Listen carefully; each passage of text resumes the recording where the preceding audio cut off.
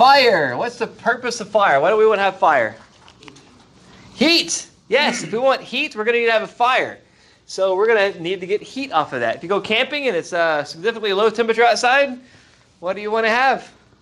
Fire. Let's say you're out camping and you have food. You want to make the food as edible. What do you want to have? Fire to heat the food up, right? So we're going to need a fire. So another word for fire is combustion.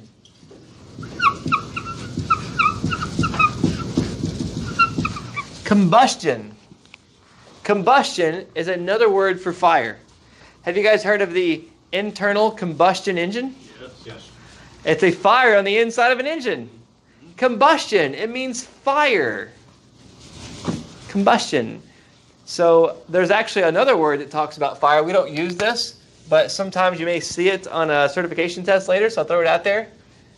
It's called rapid oxidation. Rapid oxidation.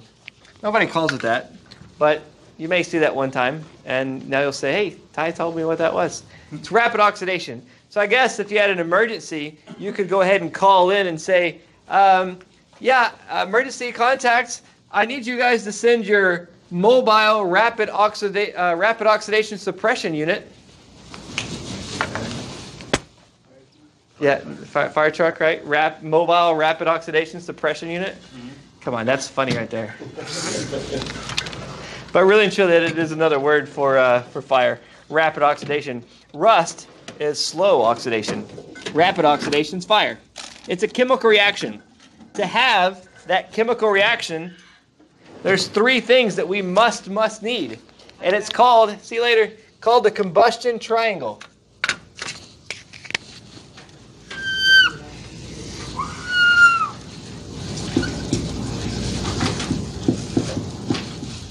The combustion triangle. How many sides do you need on a triangle to have a triangle? Three. Fantastic. Perfect. So it's called a combustion triangle because we must have three things to have combustion or fire. Fire triangle just doesn't sound as cool. Combustion triangle sounds great. Three things we must have to have fire. We must have a fuel, something that can burn. We must have oxygen. And we must also have heat, or an ignition source. Rapid oxidation. Fire.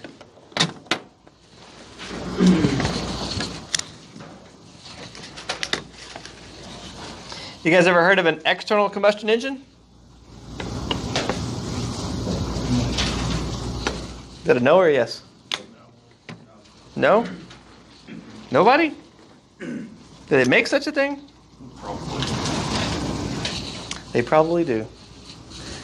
So what am I going to need to have for any type of engine if it's external combustion or internal combustion? Fuel, heat, and oxygen. Yes, sir. That's exactly right. Fuel, heat, and oxygen. 100% correct. So for you guys, I have a little fuel, heat, and oxygen right here.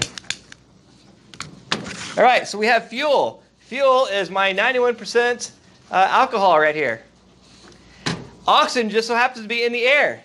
The air that we are breathing is made up of 78% nitrogen, 21% oxygen, and 1% other.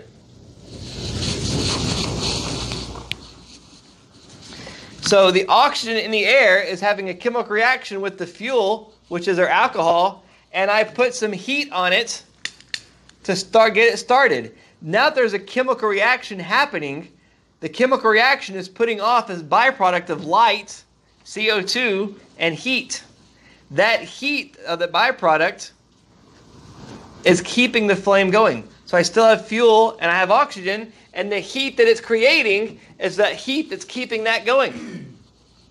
Chemical reaction. Pretty neat, right? It's cool, huh? But one of the things is, for that chemical reaction, though, we have to have everything that we put into it comes back out of it. Everything we put into a chemical reaction, we get all the stuff back out. There's something we haven't talked about, and it's called the law of conservation of matter. And what it says is matter cannot be created nor destroyed, only transformed from one form to another, right? So this is an example. That's a refrigerant molecule. Here we go. This is an example of a methane molecule, which is mainly natural gas. One carbon, 1, 2, 3, 4 hydrogens. We call this CH4. CH4. You don't have to write this down. This is just for you. CH4. So there's one carbon and there's 4 hydrogen. Right? What it's going to take is oxygen reacting with this. So there's my fuel. Here's my oxygen. Together with heat, I get a chemical reaction. Oxygen is O2. I cannot destroy any of these molecules, but I can rearrange them with my chemical reaction. So CH4 is 1 carbon, 4 hydrogens. And I react that with oxygen, I get some stuff out of there. Some of the stuff I can get out of that is CO2, 1 carbon, 2 oxygens, right? And carbon dioxide. So a carbon dioxide, that is CO2. And also H2O. H2O, 2 hydrogens and 1 oxygen. So I'm going to need, to make this happen, 1 carbon. Here's my carbon. That's over here. I'm going to need 2 oxygens. That comes over there. Now I got 2 hydrogens. Well, here's 4, so 2 of those is going to be right there.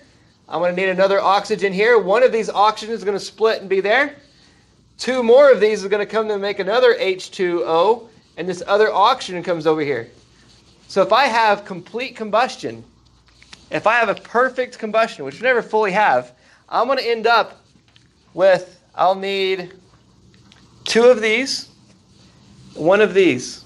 And when they come together, I pull these apart and rearrange them, and I end up with H2O, water vapor, and 2 H2Os actually, and 1 carbon dioxide. If I don't have complete combustion, I end up throwing some other stuff in the mix. I end up actually with CO. CO is carbon monoxide, which is a silent killer. It will kill you. There's somebody may want to Google it, how many people die from carbon dioxide poisoning every year. A lot of people. Somebody look it up while we're doing the rest of this. How many people die of carbon dioxide poisoning every year? But it's actually from incomplete combustion. And you never have perfect combustion.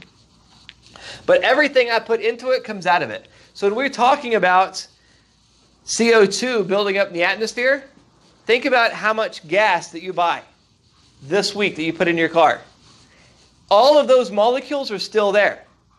Those molecules are turning into carbon monoxide, water vapor, and CO2. So think of all that fuel you buy. It doesn't just go away. You're not just burning it and disappearing. It's turning into other stuff like CO2. Imagine how much fuel we burn as a world. That all turns into CO2. So you can kind of have a little bit of an idea about why they're concerned about CO2. There's a lot of it being dumped out. 400 people die each year. 400 people? Yeah. 400 to 30,000. Yeah, 30,000 people. 2013 said 500 people. 500 people in what part?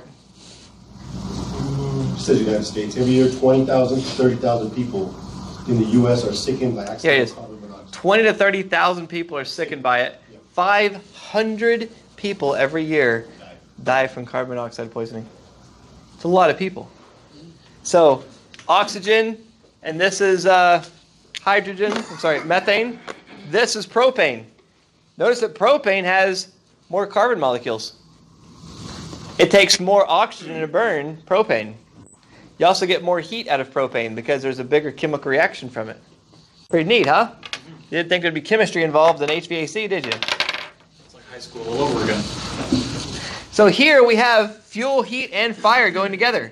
It's creating heat and light because it's a yellow flame and there's carbon monoxide being produced. I don't want light. I want a deep blue flame. I want heat out of it, less light. The more light you see, the inefficient it is. But there's a flame burning on the outside of that tube. This is an external combustion engine. The flame converts to heat. That heat converts to pressure. That pressure moves the piston this way. That's mechanical action. This is horsepower, circular motion. That horsepower is turning a little generator. It's converting horsepower into watts. And then watts is being converted into photons, light, you see there. Energy cannot be created nor destroyed, only transformed from one form to another. That's an external combustion engine. The fire's on the outside. Neat, huh? As I remove the flame, I'm getting less and less heat.